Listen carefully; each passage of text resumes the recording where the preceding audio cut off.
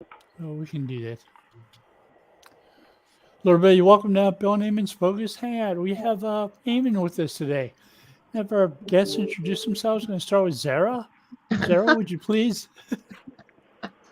Hi, everyone. My name is Sarah Altair, and I write content for the web. I am not an SEO tech. Well, we do have a few here. We Ammon, do. would you please introduce yourself?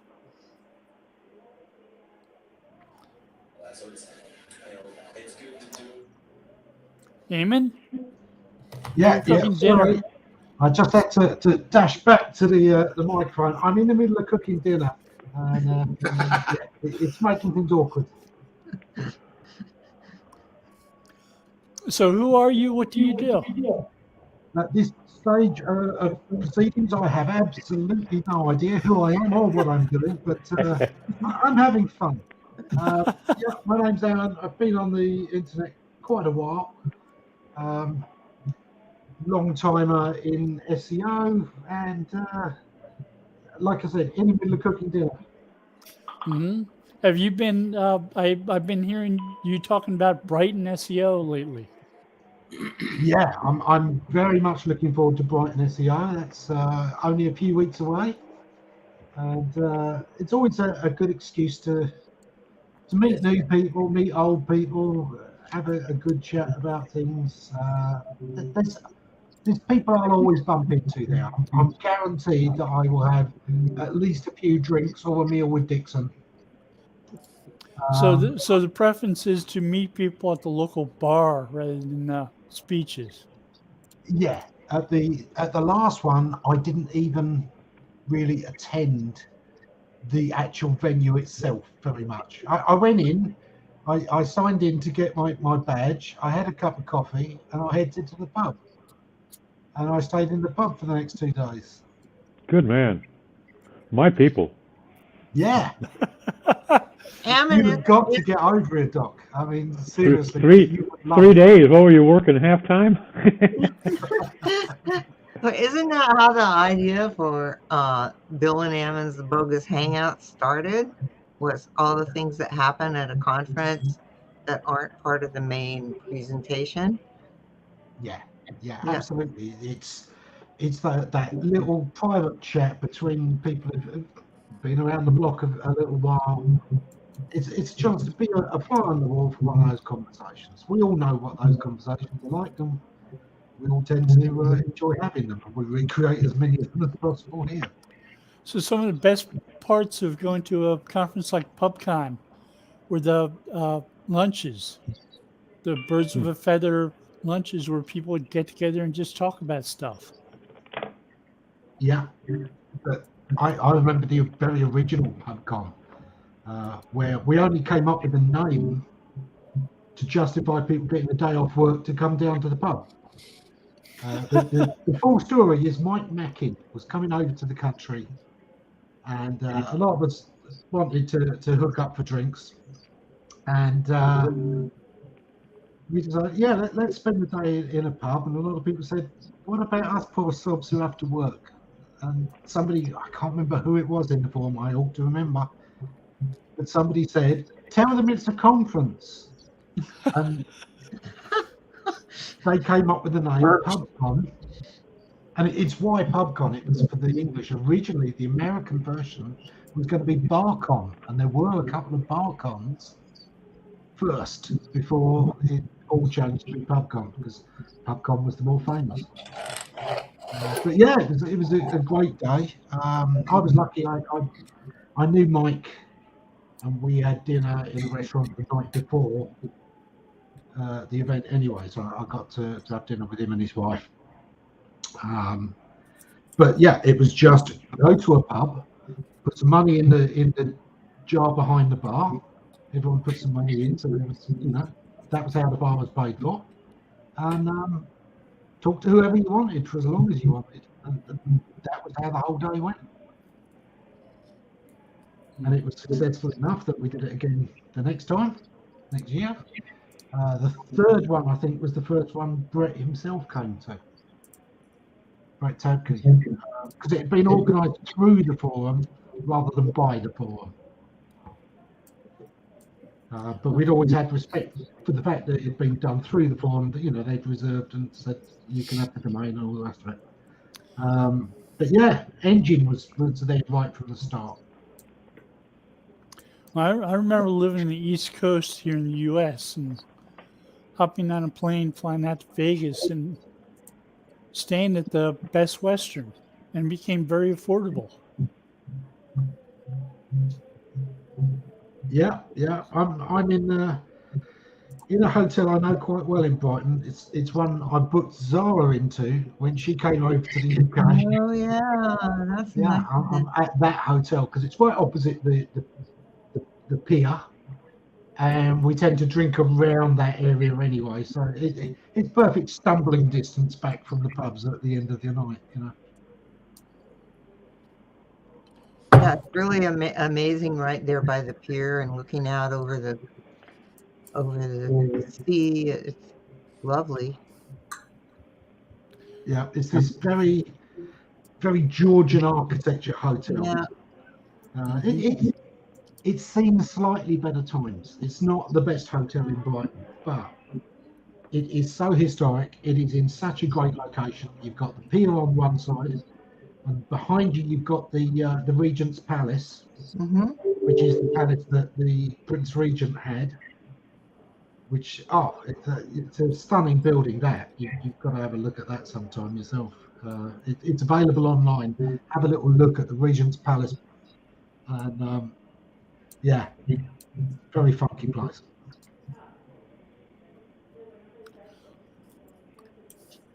You get the rest of our gang here to introduce themselves. Steve, tell us about yourself. What's going on? Hey, Steve Gritzer, trying to sell tickets for Deep SEO Conference. We're running up towards the deadline for getting the super early bird. Oh my God, I can't believe we're selling them for this ticket price. And I've got a few people driving through here telling me Steve and Doc are having a conference. yeah, it's really weird that we're having so much trouble getting the word out. You would have thought that, I mean, as much money as I've been spending on paid advertising, and as many people as we know in the industry, how many of them are continuing to go, I've never heard of this, even though we post about it almost daily. And got to send a couple emails directly to people. Yeah, and we've been doing that too. It's just been, you know, it's a new conference, and so it's going to be a challenge to get it going. But we kind of expected that. So we made these super early bird tickets are basically cover the cost. So, yeah, you know, we include the cost of all the food, the room, all of that. And if you want to stick it around the extra day to go on a wine tour or deep sea fishing with us, that's an option too. So if you're waiting to buy your ticket for some reason, I would not wait a whole lot longer because the price is about to go up. Yeah, I would definitely second that. But the reason you're having trouble getting the word out is not so much that. It's just you've got to remember that most of Doc's contacts tend to be drunk. Are they still sobering up? This is very true. And My barrister will be in contact with your barrister, Ammon. Only if he can stay sober long enough to remember. I was going to say, as soon as he sobers up. to be fair, there's a lot going on in the world these days. And so it's kind of getting news out that's not making people freak out. So, you know, we're doing the best we can, and we'll hopefully be able to put on an amazing show this year. I think we missed the boat, Steve. Our logo for the conference should have been a mushroom-shaped cloud. That would have gotten some attention. Yeah.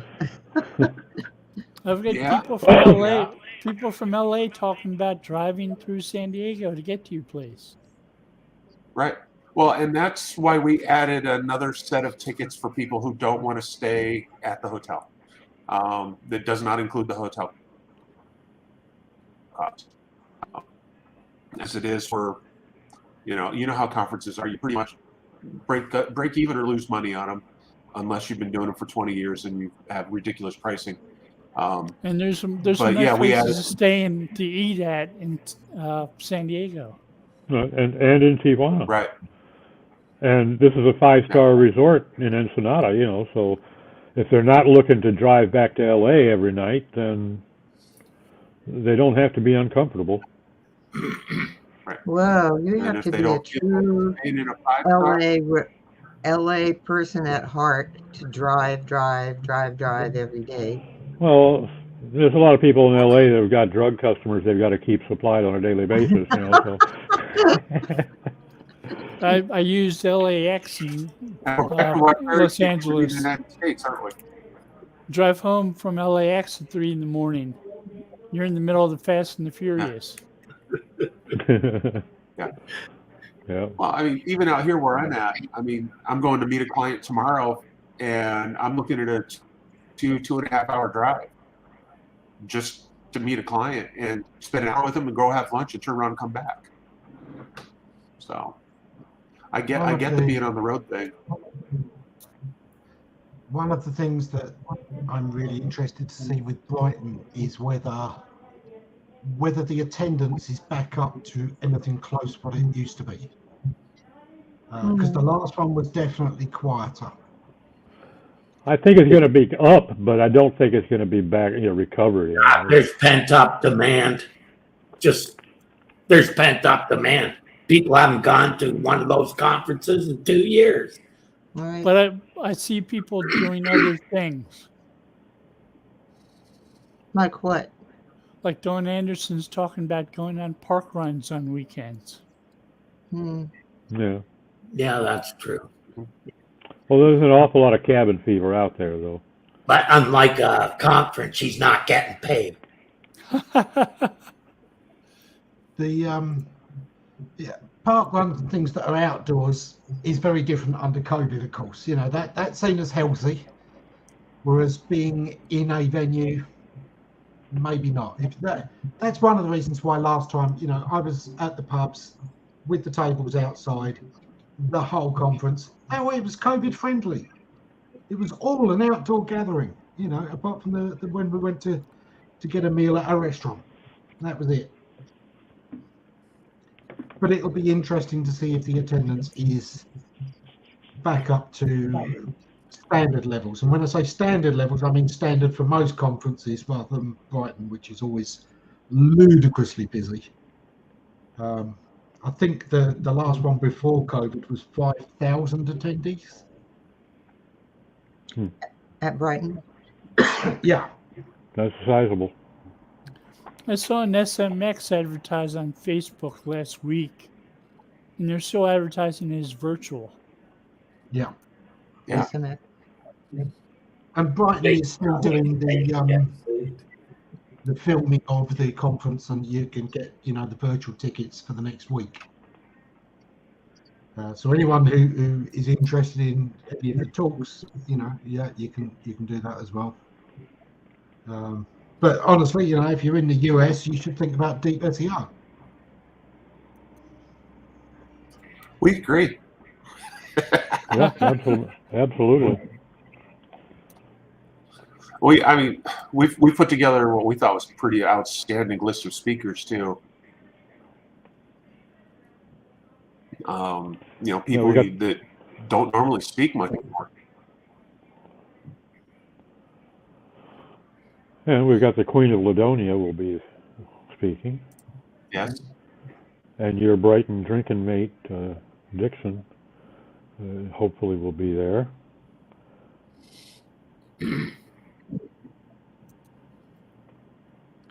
Well, introduce yourself, Doc. Okay, well, I'm Doc Sheldon of, also, as you might have guessed, Deep SEO Conference and Web Narwhal. And you do a little SEO? I do technical SEO. Steve, I push all my PPC from forever back to Steve. And over the last, 4 years, 5 years, I've been pushing most of my organic stuff to him, and I just do the technical. But the SEO campaigns, I just I don't take any joy in, so I let him do those, and he's good at it.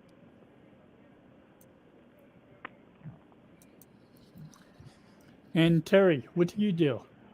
As little as possible I first. knew that was coming. Yeah. No, now I'm decided to do some teaching, and I'm also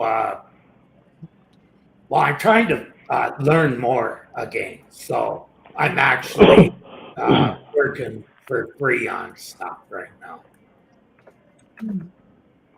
I found an old penalized site. That's one of my favorite things to do. Fix them. But I'm implementing all I thought you were that. going to say get penalized. No, I tend to get them out, not put them in.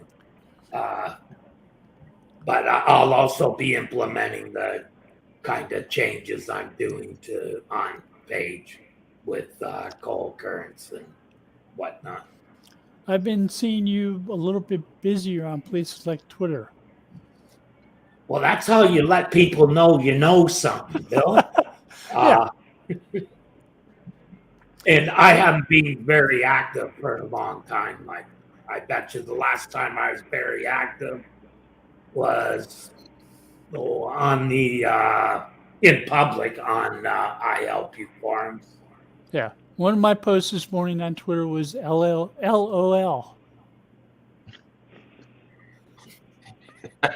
It's how you respond when someone tells you don't know what the heck you're talking about.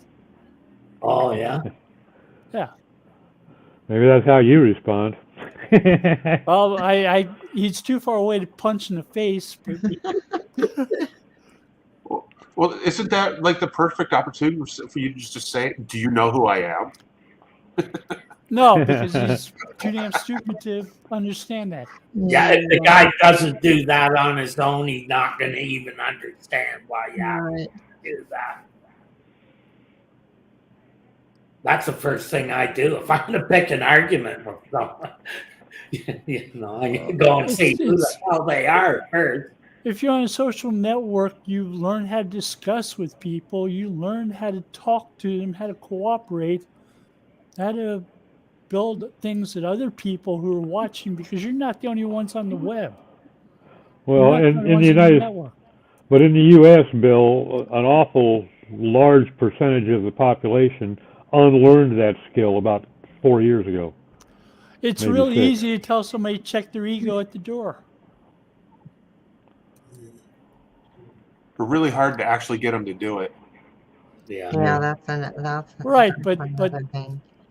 it's like if the idea of having a discussion is you're wrong, that's not what the spokespeople of Google meant. I said, aren't you a cute little internet marketer?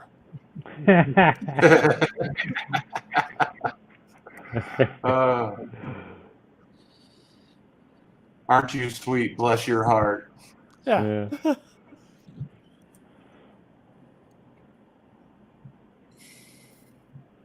Back in the old days when I was younger and actually had blonde hair instead of gray hair, there was a whole set of people who just assumed that I was dumb because I was blonde, and I just let them think that until they said something really ridiculous, and I just called them on their BS.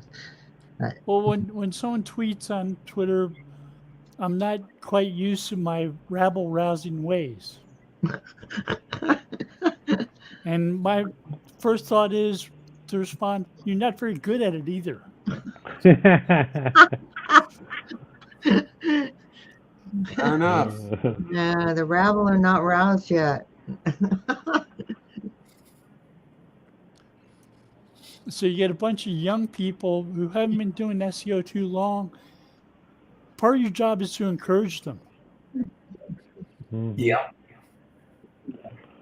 Yep. Well, and that's And one part of of the your job- problems I've always, even on the forums, it used to really drive me nuts when I'd see somebody who'd been around a while just rip somebody a new one because they asked a noob question.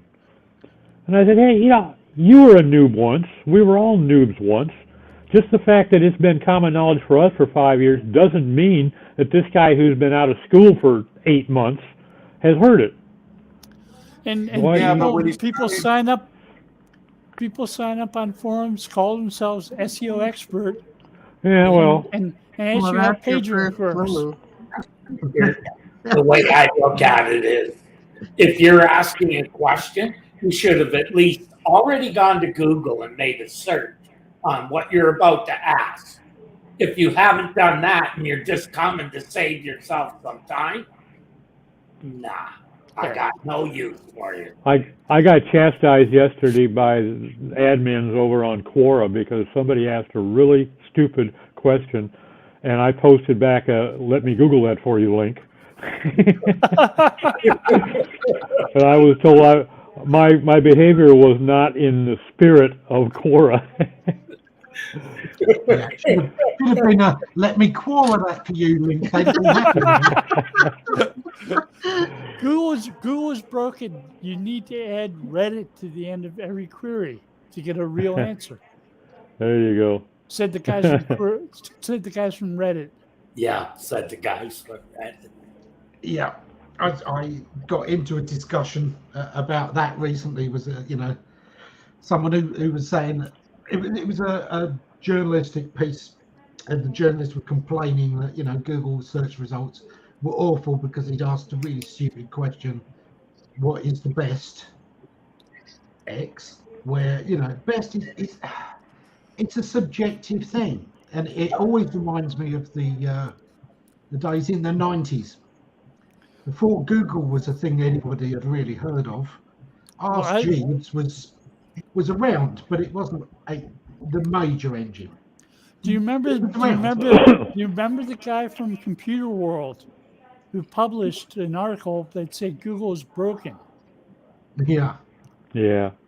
He migrated his site to a new domain. Didn't use redirects. Yeah. Most they just know that And instinct. he's Yeah, saying okay. he's saying SEO is dead. Something is broken. Yeah. That's funny, isn't it? Because an SEO would have stopped him doing that. He just demonstrated the value would of have tried. SEO. And SEO is far from dead.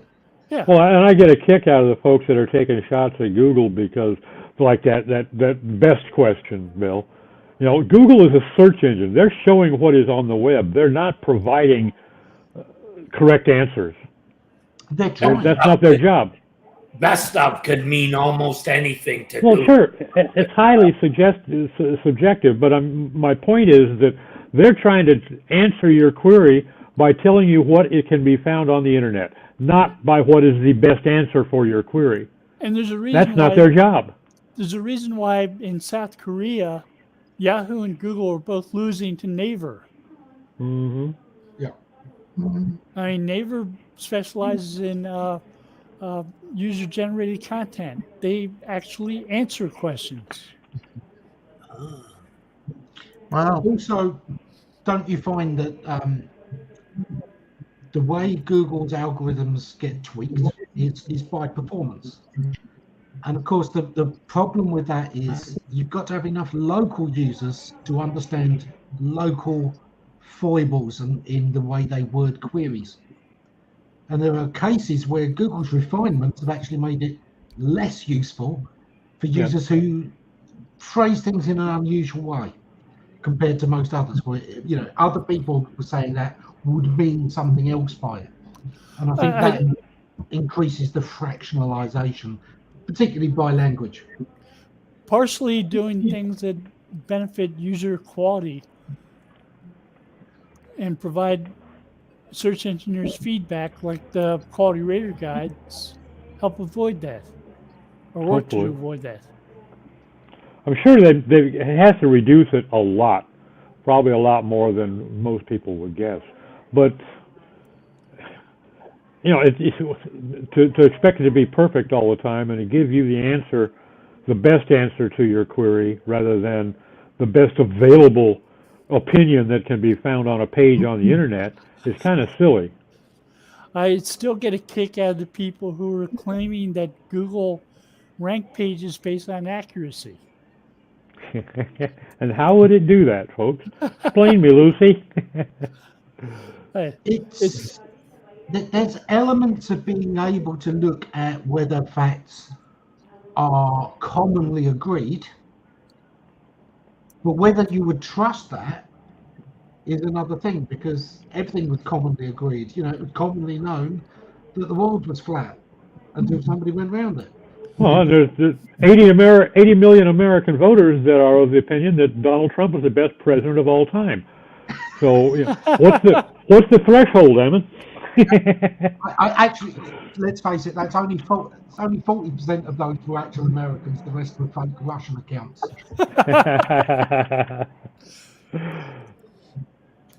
And I get a kick out of Luna and Dong's knowledge-based trust, where she had a set of facts, and they checked web pages to see how many of those facts were correct on those web pages, and the ones that had more correct scored higher as knowledge-based trust sites. Mm-hmm. Google never implemented that. No. Didn't have to, probably. I think they tested it along with, you know, a great many other things, but I think that for as many queries as it helped, there were queries where it doesn't. And it's easy when we're looking at things to think of all the queries, oh, that would be great for this and that would be great for that. But you really do need to think, what would this be terrible for? What kind of query would that absolutely do harm to? It had conflicts with sites like gossip sites. Yeah.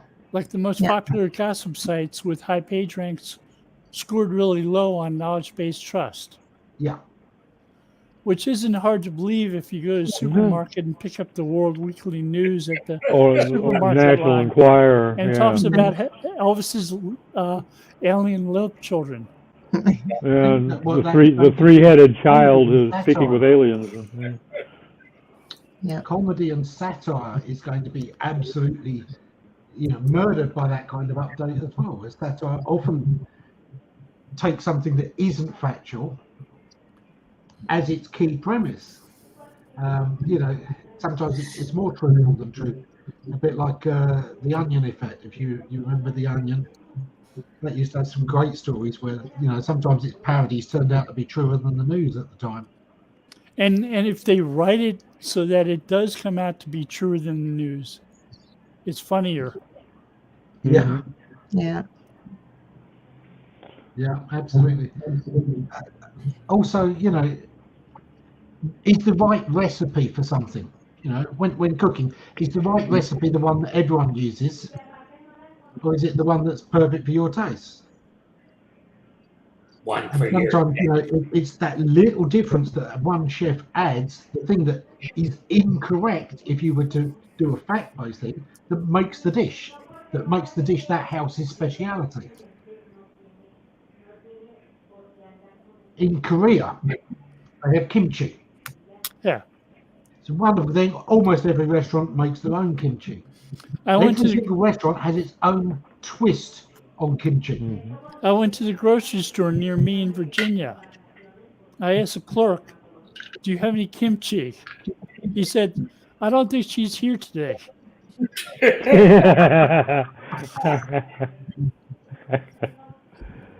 Oh, Lord. Yeah, but it's little things like that often throw things out. And although I think Google tries to get the best answer, Doc, but it's getting the best answer for Google, and the answer that solves what Google wants to do, which is please the most people most of the time as quickly as possible, because their whole point is to make every user who uses Google choose to use them again. You know what, Steve? So I know a girl in college like that. As happy as possible, as quickly as possible. Biggest skank I've seen. I know. Since I back and looked at it more or less. You know, a lot better. I don't think Google should be the arbiter of what's true and what isn't. Obviously. Nope. Where I have an issue with their select enforcement of what's true and what's not where you go on one side, they say, don't do paid links. Yet they are very happy to have all the paid link vendors in their search engine. Even paid traffic, they'll even do PPC for paid links. And it's like, well, you say not to do this and it's bad for you, but you're going to go ahead and help people do it anyway because you make money in the middle. And then you get to penalize the people who do it. And a lot of you've them identified the don't know. target. Yeah.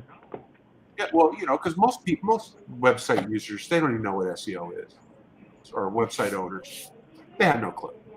And I don't know that they really should have to have a clue. But when they see something and everybody says, well, pay for links, then that's what they're going to do. They're going to go to Google, how do I buy links? And end up having Google say, this is the best link building company because we made them number one. And that's how a lot of people view Google. It is a ranking system. And the assumption is that it is the best because it's number one. I think it's been interesting watching Core Web Vitals and the way that, the best way to score well in Core Web Vitals is to have nothing to do with Google products. Get rid of Google fonts, make sure you don't have ads, and preferably don't have analytics either. And then you're much more likely to do well in Core Web Vitals. And where you put them to down the score and not ignore their own services that do make Terry, it worse. They Terry, tell where do you to put those scripts in the head. I was going to ask you that. Where do you put your scripts in Google? Well, Google for me, I put them on the footer. I put Universal Analytics in the footer wherever possible. Yep. All JS should go in the footer unless it affects rendering. But Google, when you read about how to install the analytic code, guess what it says? It should be put in the head. It doesn't say recommends. It just says put it in the head. Stupid. And the thing is, that doesn't even give true analytics. It's counting pages as viewed that weren't viewed. It gives Google the best opportunity to collect the most data. Yeah, exactly. There have been times where I've split a script into two so that I had part load in the head and the majority load in the footer, and there was just the stuff in the head that wasn't needed to track that first. This page has started loading, and then the stuff in the footer had this page has finished loading, and here's all the other stats I want to know about how people interact with it, because they're not going to interact with it until it's finished loading anyway. That's the other bad thing with WordPress as well. Like, it puts JavaScript in from plugins that aren't being used on the page, usually in the head. And, There's a way around that. It's called pay them money. No, it's called go to your function page and add 5 lines of code, and all scripts in the head go to the footer. Well, maybe that's the whole reason that GA4 is such a pile of what it is. It's they're encouraging people to stop putting it in the head, stop putting it on their page whatsoever, because it certainly seems like an incentive to stop using it. Yeah. Well, if you're tracking events on the page, it might miss some too. Well, yeah. I must admit, I've long believed that people should have alternatives that they have in mind instead of just Google Analytics. By all means, make a decision. If Google Analytics is what you want to use, then use Google Analytics. It's easy to share. But these days, it's less easy to share because you really do need to have custom dashboards. And if you're going to have custom dashboards, you could have been pulling up data from any analytics provider or pinging it straight through from your own scripts in the first place. Yep, that's what I'm going to do. I'm going to do my own internal, because I only do like most of the stuff you get from Google Analytics. Like, you couldn't really look at a funnel because half the times it didn't tell you what page they landed on or where they came from. Yeah. Like, how do you trace that sale? I mean, pretty much every hosting company has AW Stats included in your hosting package for free. Yep, and it's not a bad system. It is not a bad system, and there are some little tweaks that could be done to it from a dashboard panel point of view to generate some reports for your C-suite people who only want to see certain metrics. And if there were an easy way to maybe there is, to pull that data into like Game Studio, and I think there is. You could probably run it through an Excel spreadsheet or Google Sheets or whatever. But anyway, just talking off the top of my head, there are going to be a lot of options. Yeah. In IIS, I can put it directly into a database, and it'll put a whole bunch of stuff in it as well. I think Google's going to find that this forced migration to GA4 is actually going to cost them data, because a lot of people like us are going to go, absolutely not. GA4 doesn't provide the information that Universal does at all, and it doesn't even integrate well with Google's other products, which is hysterical. It doesn't fit into the fail fast approach. Certainly doesn't. It just fails. Yeah. Well, that's fast, immediately it's not working. Yeah. It fails instantly and stays there, pretty much. I must admit, it is one of the things I've always been wary of about Google Analytics, and the reason I've spoken against it in the past is it killed the analytics industry. Before Google Analytics, there were so many different products. One we can probably all remember is ClickTracks, which superimposed the data on your own site. So you could do I used to love that for some clients, because you could do a cognitive walkthrough.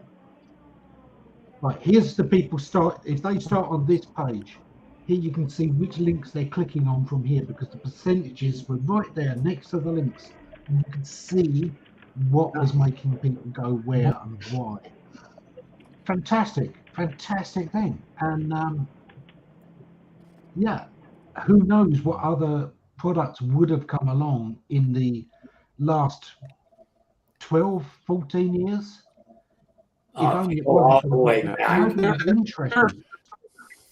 They were already starting to There is just pretty good, and then Google come along and just put everyone out of business.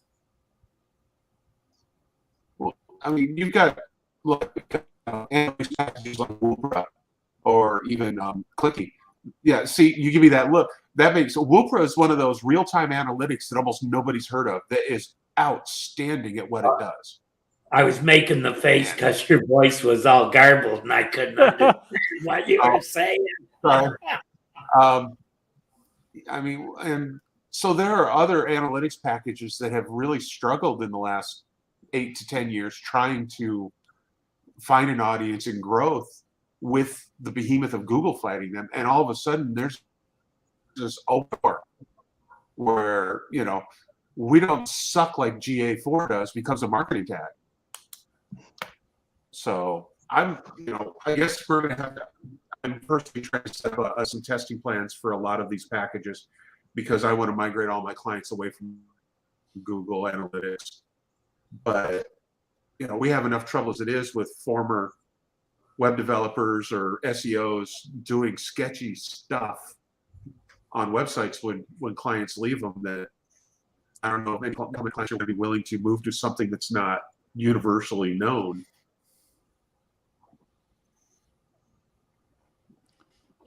I can't believe that. SEOs doing sketchy stuff. Yeah. No. Say it ain't so. Yeah. One client that I'm working with right now, they fired their old SEO about a year ago because they weren't getting any value for it. And on the way out the door, as he was leaving all his credentials, he just flipped one little checkbox in WordPress and de-indexed the whole site. And they come back with, they came to me with nothing. No, we don't show up in Google anywhere. It's like, oh, here's your problem. That's fixed. Now we have to try to convince Google to re-index a site that had, a no index on it, and it goes, oh yeah, we saw this page a year ago, but it said no index, so we haven't been back since. And with the rate at which Google's indexing new pages, it can be a challenge to get them to recrawl an entire site and re-index it. Drop a new sitemap into the thing. That works every time. It's not helping.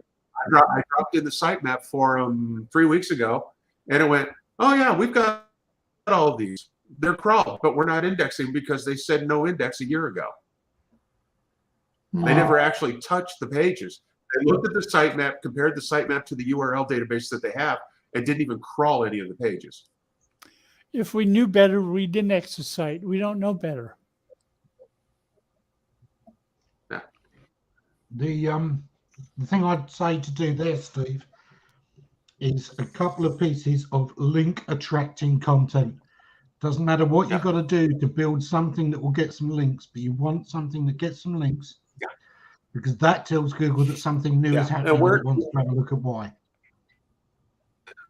The primary content we're starting to do, they're really struggling as an e-commerce side. So we're building out new category type pages so that Google sees a new page pointing to all these pages that they didn't have indexed, and forcing that new crawl, and even doing some manual resubmissions to try to, trigger. I think we got like 140 pages re-indexed last week. So you're appealing to the only curiosity. 2,000 more to go. Yeah, remember the no index can be a bit of a double whammy, because not only was that page not, no index for a long time, but most of its backlinks turned out to be no index because, of course, they were the internal links. Yep. And it tanks the value of the whole site for a while. So Well, got external signals that tell Google something is happening on this site. Have another look. And that's what I'm thinking in that situation. That since all those links have been no indexed for the last year or two, Yeah. is it possible they could come up with a decent domain name and just migrate the content to a brand new domain? They might as well start from scratch. So, You migrate the content, Google knows it's the same content and treats it the same. yeah, and then you fork-in the other stuff. We're actually Or if you shutting change down it, 2 of their other websites. yeah. Especially if they're all sharing content. That's a We're nightmare. making progress. It's just it's a nightmare, and it's not going as fast as it should. And there should be a rule somewhere that when an SEO does that, you're allowed to drive to their office and slap them. Well, it's partially why I love things like the Stanford Web Credibility Guidelines. If they've got a ground floor office, you're allowed to drive through their office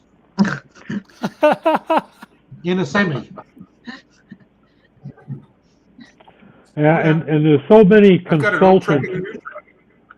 There are so many consultant realms in the country, in the U.S., and I would imagine in many Western countries at least, where an electrical engineer consultant or a mechanical engineer or a structural engineer, if this is grounds for a malpractice suit. Even without any sort of professional association to hold them to standards, it's still grounds for malpractice, because that previous SEO screwed them out of God knows how much money. SEO ain't even a thing according to the Department of Labor in the U.S. Well, like they're the definitive authority. When this brings us back to that, it brings us back to that argument about working with New York country versus international. I mean, because I think they found this guy on Outbrain or whatever, one of those not quite Fiverr sites, and he's not in the United States. So even if they wanted to, so he wouldn't do it good. Yeah. But I also don't want to be the guy that says only shop from people in your country, because I know an awful lot of good people in the Philippines and India and Spain and even a couple in England. It's just, Imagine that. Nice one, Steve.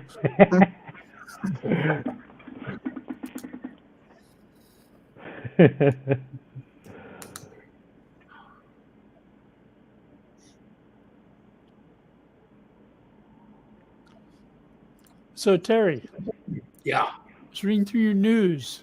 I have a trivia question. Why doesn't Google index every URL? Oh, well, first of all, they only show 1,000 results, so they could say, why even have more? We only show 1,000. That's one way to look at it. But I think now it's getting really hard to get indexation, because if your page isn't high enough quality, before they just say low quality, index it, and then penalize you later. Well, So- they're just skipping a thing now and say we aren't even going to index this. To So- me, Right. that's the biggest clue an SEO can get about their content, is if they aren't indexing, it's probably crap. You better look at what you're doing. So there's a quality threshold? Threshold? I would hope so. I think I mean, that You know, is you do a search. I You think do a that's the search way that comes to back take with it. 1 billion pages. You know, I would hope that you're at least better than number 1 billion.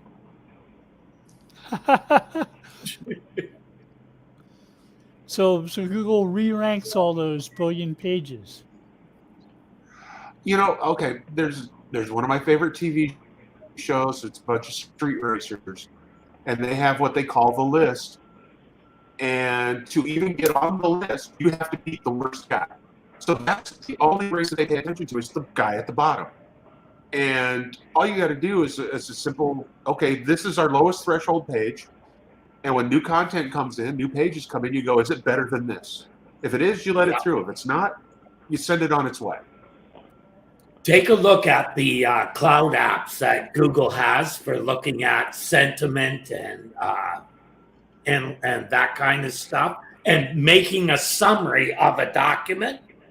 Man, it's almost ready for hey, give me a summary of this, and then you write around that type thing. It's So fun content to the. Is it wrong that as soon as you said worst guy, Steve, I immediately got Neil Patel come to mind? I think the big thing Oh, that's about me. threshold for quality is that Google is starting to do more with the data. It's starting to process it more, which means if it's not worth much in the first place, you've got the garbage in, garbage out situation on all their Yep. processing, but also the cost of just having that data, in the fact that they're now going to run it through several different processes and analyze the language and run these extra things.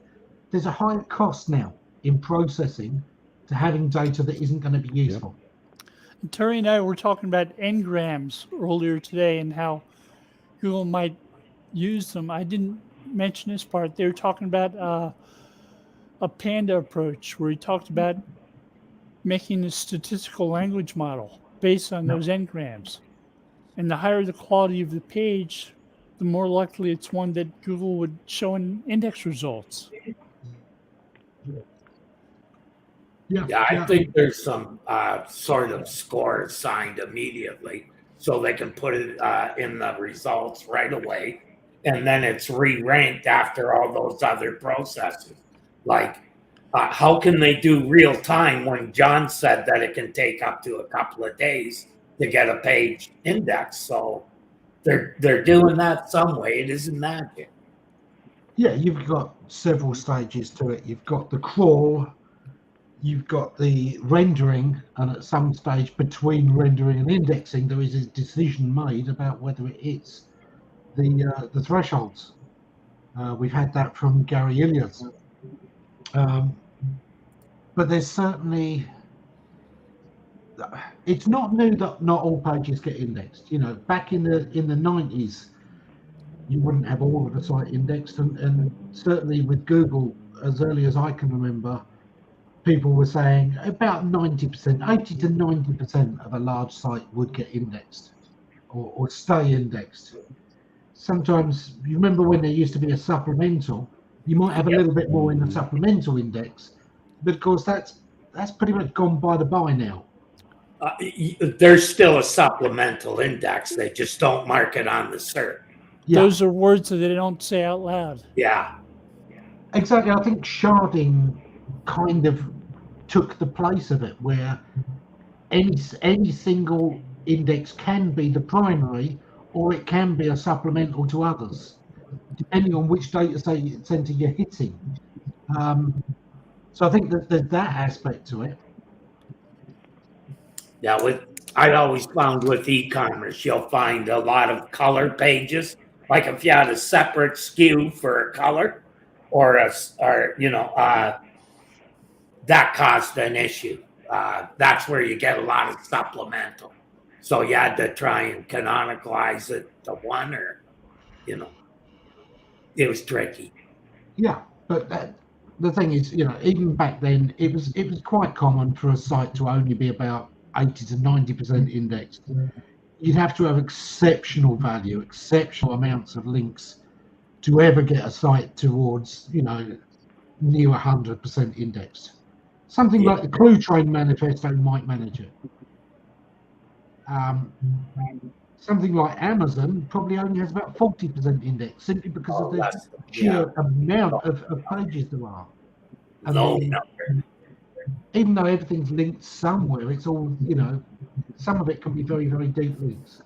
If you've got an unpopular product at a very high price, it's not going to show up in many searches.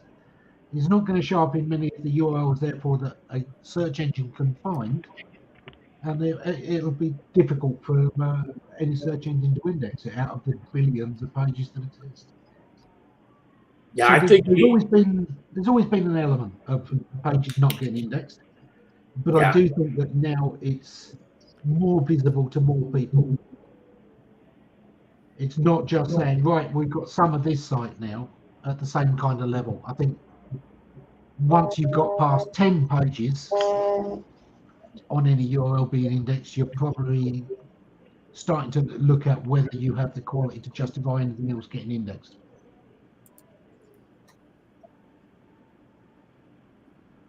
But the first few pages, it will grab just about anything to see what's there. Anyone can get their homepage indexed. Anyone can usually get 3 or 4 other pages indexed, no matter what.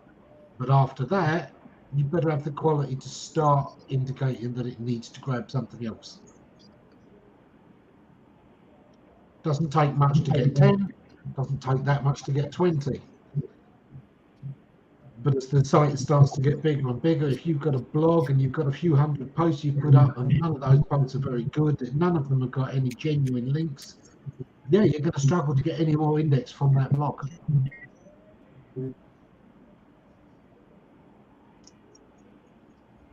Because Google just are not seeing a use for it in results for their users.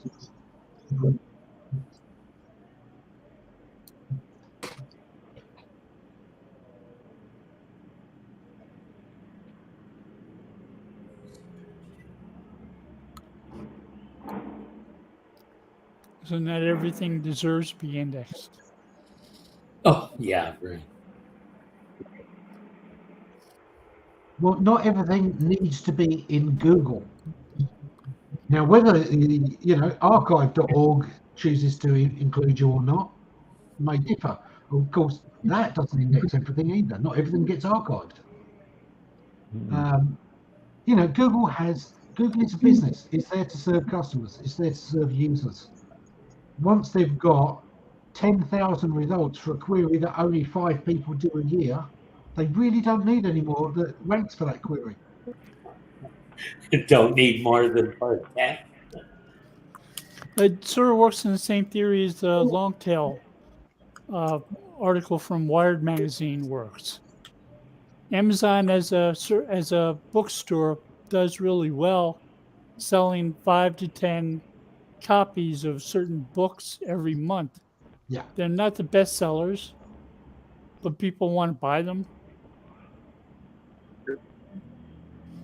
And you sell enough of them. Unfortunately, if I were a book, I started Amazon. It's whether there is a local niche bookstores demand. just can't carry all the books. I think it's quite possible that some documents out there get created and don't have one single search that isn't site colon inclusive that would rank them at all in the top 100. If you're not adding any long tail keywords and there is no demand for anything that's on that page, yeah, that to Google is a waste of indexing. It's a waste of processing. Waste of a website. It's that old, if a tree falls in the middle of a forest, does it make a sound? When Google is a noise pollution expert, they don't care.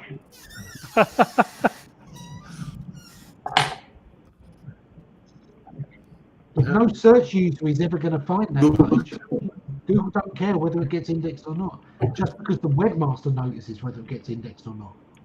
A search engine as a noise pollution engine. I don't know. I like the viral disease approach. The search engine is a virus.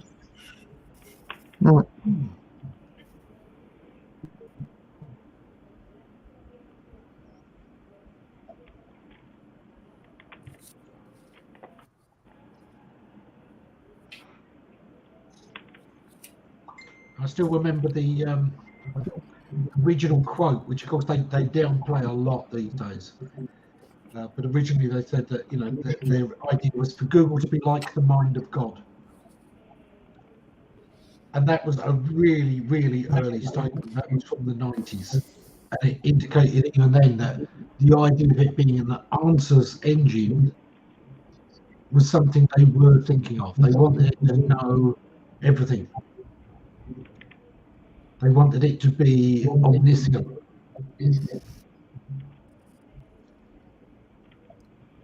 But I don't think you need to have everybody's version of the same event if all the facts remain the same.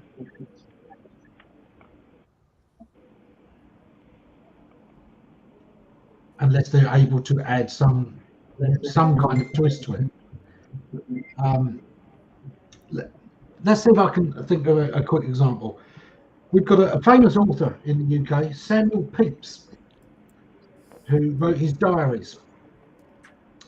Quite a journalist, and he documented the Great Fire of London, and a hell of a lot of very famous historic events, some of which I remembered as great historic events because he journaled them, of course. Now, lots of people could have written their own take on, what was happening at those times, and I'm sure a few people did, but they didn't get published and they didn't get talked about the way that Samuel Pepys did. Mm-hmm. So history kind of forgets those people. You reminded me of the autobiography of Benjamin Franklin. I'm saying that if you've got one journalist who's covering it well, and nobody's disagreeing, nobody's linking to another, and saying this is a really good view, or this is a good counter, those are signals that Google would look at and would include. Hopefully. If it was trying to index the journals and blogs, if there's no kind of signal that this is adding anything new, unique, or valuable, which is what we had on that discussion with Google about duplicate content, you need to add something. You've got to add some kind of utility, even if you're stealing all the data from elsewhere, even if you're just dragging it in, scraping it from other sites, kind of like Google does. Google then applies a very serious algorithm that gives it a utility, that gives it a purpose. The thing that Google refers to as information gain. You're getting something new every time you visit. Yeah.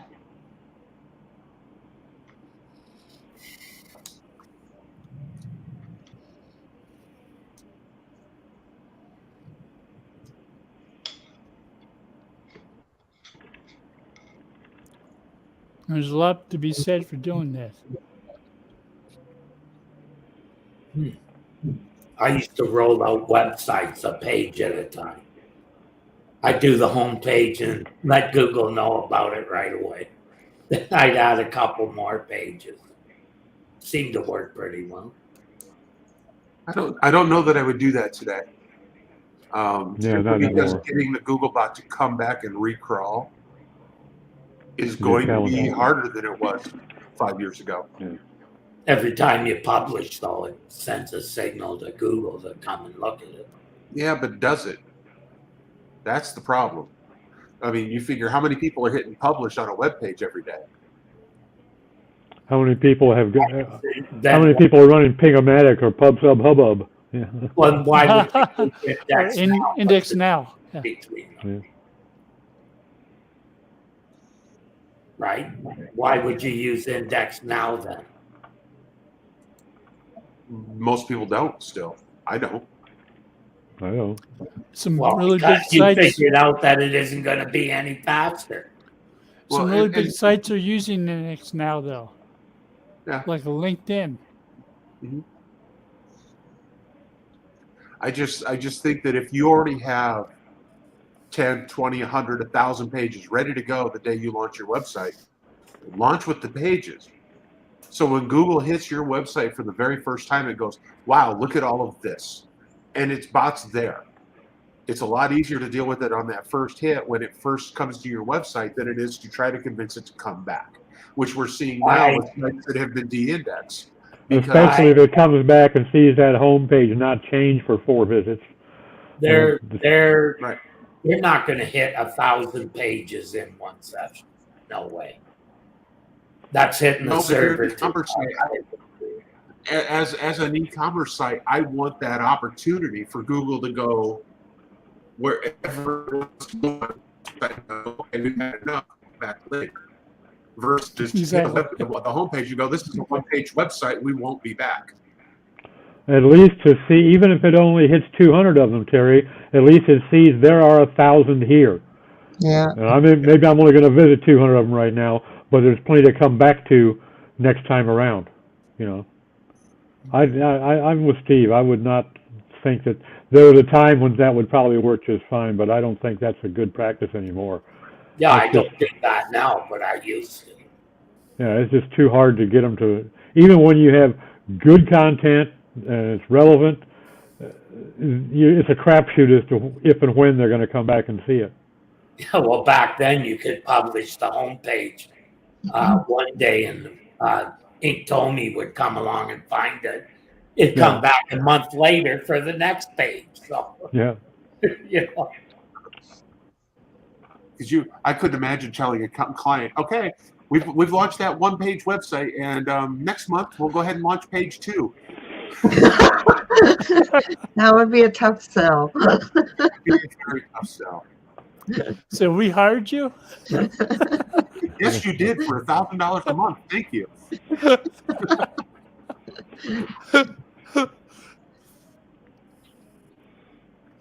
I'm afraid But that's, if you get 1,000 pages of garbage, they might look at 10 and say, yeah, nothing here, and move along. No, nothing happening Well, here. that's a completely different issue. Yeah. It's a different issue. well, we're at the top of the hour. So thank you all for joining us. It's been interesting. Had fun. I blame Ammon. Yeah. I hope dinner's done. There we go. Take Have a care great now. week, Thank everybody. you. Bye now. No. Bye.